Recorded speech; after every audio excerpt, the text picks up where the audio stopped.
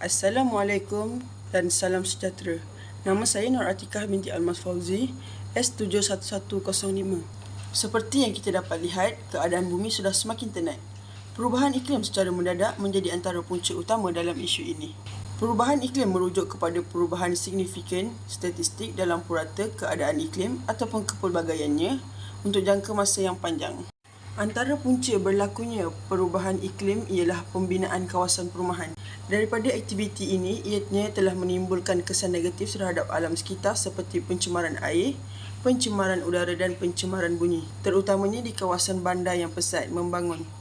Apabila berlakunya masalah perubahan iklim bandar dan hujan asid sehingga berlaku peningkatan suhu, selain itu, aktiviti perindustrian juga menyumbang kepada perubahan iklim.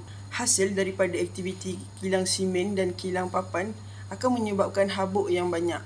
Hal ini menyebabkan banyak gas karbon dioksida dihasilkan. Oleh itu, semakin banyak haba yang terperangkap oleh lapisan gas lalu meningkatkan suhu udara secara global. Seterusnya, kesan daripada rumah hijau yang berlaku akibat sinaran inframerah matahari yang memasuki ruang atmosfera bumi tidak terpantul secara normal. Hal ini disebabkan daripada letusan gunung berapi yang membebaskan gas-gas sulfur dan karbon yang berlebihan. Sehubungan dengan perbuatan manusia pula, ia berpunca daripada pencemar udara seperti asap dari kenderaan, pembakaran bahan api fosil yang banyak dan ujian senjata nuklear yang berlebihan. Kesannya akan berlaku peningkatan paras air laut dan menjejaskan pergerakan tenaga dalam rantai makanan kekurangan sumber. Antara langkah-langkah untuk mengatasi perubahan iklim adalah dengan memastikan pembangunan lestari dilaksanakan di setiap peringkat.